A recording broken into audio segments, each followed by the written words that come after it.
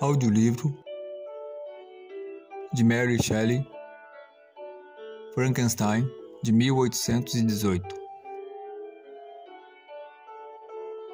Carta 1. A Senhorita Saville, Inglaterra. São Petersburgo, 11 de dezembro de 1700 e... Você ficará aliviado em saber que nenhum desastre aconteceu no início de uma empreitada que você via com tantos pressentimentos negativos. Cheguei aqui ontem e minha primeira ideia foi assegurar a minha irmã de que estou bem e confiante no sucesso de meu empreendimento. Já estou bem ao norte de Londres. Ao andar pelas ruas de São Petersburgo, sinto uma brisa fria do norte em meu rosto, que revigora minhas forças e me envolve de prazer. Você imagina essa sensação? Essa brisa que vem de regiões para os quais estou indo antecipa a percepção daqueles climas gelados. Animado por esse vento de promessa, meus sonhos diários tornam-se mais vívidos. Tento em vão ser persuadido de que o polo é um local de gelo e desolação, mas sempre o imagino como uma região de beleza e encantamento. Lá, Margaret, o sol é sempre visível. Seu amplo disco apenas toca o horizonte e irradia um esplendor infinito. Deixe-me, irmã, que eu dê algum crédito aos navegadores do passado. Lá não há neve ou gelo. E navegando no mar calmo, podemos ser conduzidos até uma terra plena de maravilhas, jamais vistas no mundo habitado. Suas formas são inigualáveis, e a visão que se tem dos corpos celestes certamente só é possível em lugares tão ermos, o que não se pode esperar num país de luz eterna. Poderei descobrir o poder extraordinário que atrai o ponteiro da bússola, e farei milhares de observações celestiais, que vão propiciar a esta viagem uma visão eterna de suas formas excêntricas. Matarei a minha curiosidade com a visão de parte do mundo que nunca antes visitada e pisarei uma terra nunca antes marcada pelos pés do homem. O fascínio dessas descobertas é o suficiente para que eu supere qualquer medo de perigos ou até da morte, estimulando-me a dar início a esta árdua viagem com a mesma alegria de uma criança ao entrar num pequeno barco, em férias com os amigos, numa expedição exploratória no rio da sua terra. Mas supondo que todas essas conjecturas sejam falsas, impossível contestar o inestimável benefício que poderei legar a toda a humanidade, até a última geração, ao descobrir uma passagem perto do polo para aqueles países cuja travessia hoje leva muitos meses. Ou ao descobrir o segredo do magnetismo, o que, se é possível, o é apenas por meio de uma empreitada como a minha. Ao fazer essas reflexões, dissipou-se a agitação com que comecei minha carta, e meu coração ficou arrebatado de um entusiasmo que me eleva ao céu, pois nada se iguala tanto para acalmar a mente do que um propósito firme, ou seja, um ponto sobre o qual a alma possa se fixar intelectualmente. Essa expedição foi o maior sonho de minha juventude. Li com paixão os vários relatos das viagens que foram feitas com o objetivo de alcançar o Pacífico Norte pelos mares que cercam o polo. Você deve se lembrar da biblioteca de nosso bom tio Thomas, que era composta por histórias de viagens feitas com o objetivo do descobrimento. Nunca me dediquei aos estudos, mas sempre adorei ler. Esses volumes eram meu estudo dia e noite, e minha familiaridade com eles aumentava aquele desconsolo que eu havia sentido, ainda criança, ao saber que as circunstâncias da morte de meu pai levaram meu tio a proibir que eu embarcasse numa vida de aventuras no mar.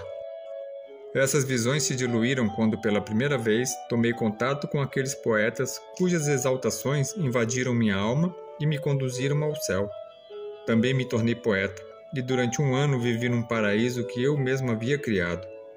Imaginei que também poderia obter um lugar no templo que consagrava Homero e Shakespeare. Você conhece bem o meu fracasso e como fiquei frustrado. Mas na minha época recebi uma herança de meu primo e meus pensamentos se voltaram para aqueles sonhos juvenis.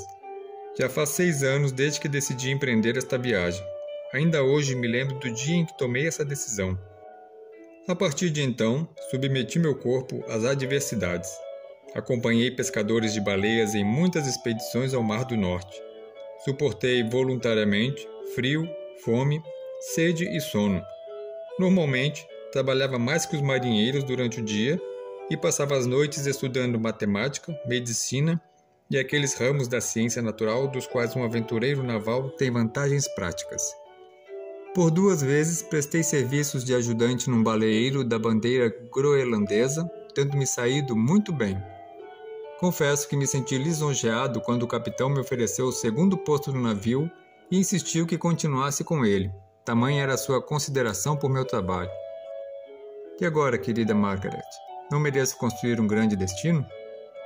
Eu bem poderia ter levado uma vida de luxo e prazer, mas preferi a glória a todos os atrativos da riqueza.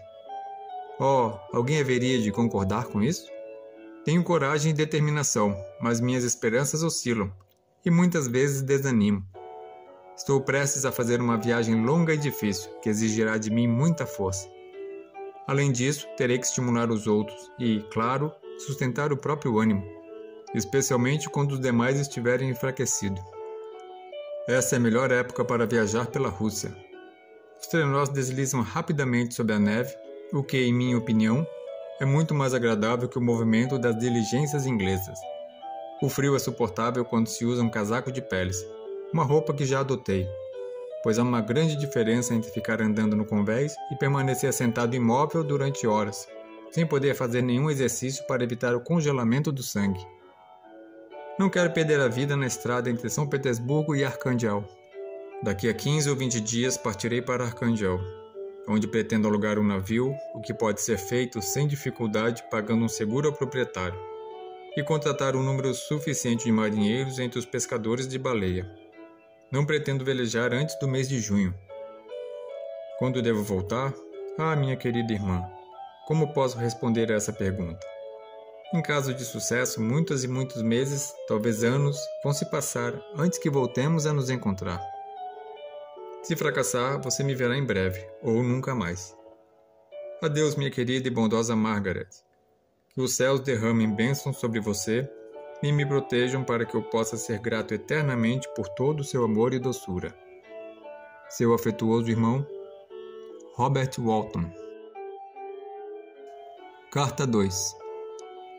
A Senhora Saville, Inglaterra.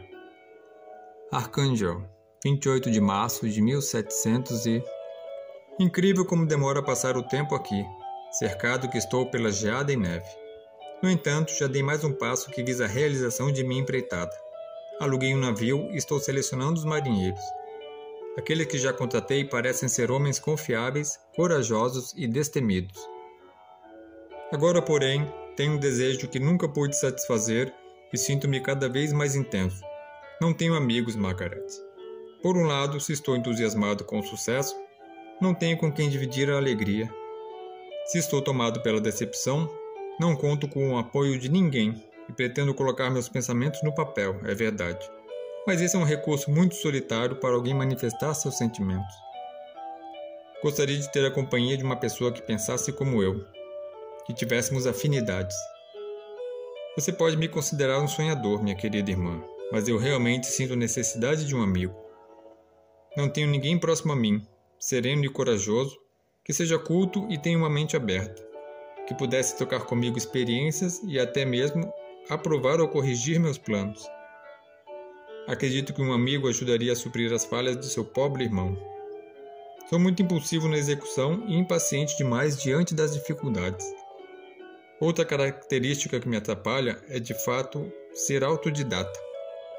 Até os 14 anos, vivi livre, sem preocupações, e somente li os livros de viagens da biblioteca de nosso tio Thomas. Nessa fase, conheci os poetas consagrados de nosso país, que me inspiraram por um tempo. Depois senti necessidade de me familiarizar com outras línguas além da minha. Agora, aos 28 anos, tenho menos leitura que muitos estudantes de 15. Na realidade, tenho pensado demais e meus sonhos são mais abrangentes e magníficos, mas falta harmonia, como dizem os pintores. Realmente anseio por um amigo que tenha discernimento suficiente para me ver como um sonhador e paciência para me ajudar a organizar minhas ideias. Minhas queixas são inúteis. Dificilmente encontrarei um amigo neste imenso oceano, nem mesmo aqui em Arcangel, entre comerciantes e marinheiros. Reconheço que até os homens mais rudes têm sentimentos dignos. Meu imediato, por exemplo, é um homem corajoso e empreendedor. Deseja alcançar a glória, ou melhor, ter progresso na profissão. Ele é um inglês, e apesar de viver em meio ao preconceito nacional e profissional, e de não ter uma cultura refinada, conserva certa nobreza. Eu o conheci a bordo de um navio baleeiro. Assim que soube que estava na cidade e desempregado, imediatamente o convidei a participar da minha aventura. O mestre, que tem excelente disposição, se destaca no navio por sua educação, gentileza e pela brandura de sua disciplina. Essas características acrescidas de integridade e coragem a toda prova me motivaram a ponto de contratá-lo. Passei a juventude na solidão, vivi meus melhores anos em sua doce e feminina companhia, moldando meu caráter de tal forma que sou incapaz de superar o desgosto intenso que me causa a brutalidade, tão comum nos navios. Ouvi falar dele pela primeira vez de uma maneira romântica por uma mulher que dava a ele a felicidade de sua vida. Em resumo, esta é a história. Há alguns anos ele amou uma jovem russa de pequena fortuna, e como ele havia ganho uma considerável quantia de dinheiro, o pai da moça consentiu o casamento. Antes da cerimônia, ao encontrar sua amada, ela se desfez em lágrimas. Atirou-se a seus pés e implorou que a deixasse, confessando que amava outro. Como, porém, esse outro era pobre, seu pai nunca permitiria a união. Meu generoso amigo a tranquilizou e, depois de saber quem era o seu amado, desistiu do casamento. Ele já havia comprado uma fazenda, onde estava decidido a passar o resto de sua vida, mas o deu para o rival, assim como o dinheiro que tinha sobrado. Então ele mesmo pediu ao pai da jovem que concedesse a mão da filha ao outro pretendente, mas o velho recusou decididamente, em consideração à palavra dada ao meu amigo. Como o velho se mantinha inflexível, ele deixou o país, e só voltou depois que soube que sua ex-amada havia se casado conforme seus desejos. Que ser nobre, você pensará. Isso mesmo. E, no entanto, totalmente iletrado, e tão quieto quanto um turco, e tem um comportamento um tanto seco e rude, o que torna sua conduta ainda mais surpreendente, e, ao mesmo tempo, diminui a simpatia que ele, de outro modo, poderia inspirar.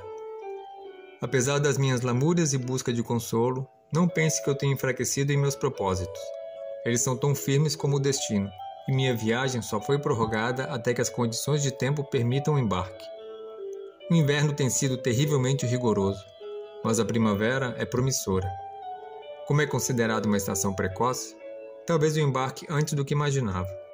Nada farei afoitamente. Você me conhece o suficiente para confiar em minha prudência e cuidado, principalmente quando a segurança dos outros está sob a minha responsabilidade. Difícil descrever as minhas sensações com a perspectiva da partida. Ao mesmo tempo, sinto um enorme prazer e certo medo ao fazer os preparativos da viagem. Vou para regiões inexploradas, para a terra do nevoeiro e da neve, mas não pretendo matar albatrozes. Não se preocupe com minha segurança, ou eu voltarei para você tão debilitado e infeliz como o velho marinheiro. Você deve rir da minha alusão, mas vou revelar um segredo.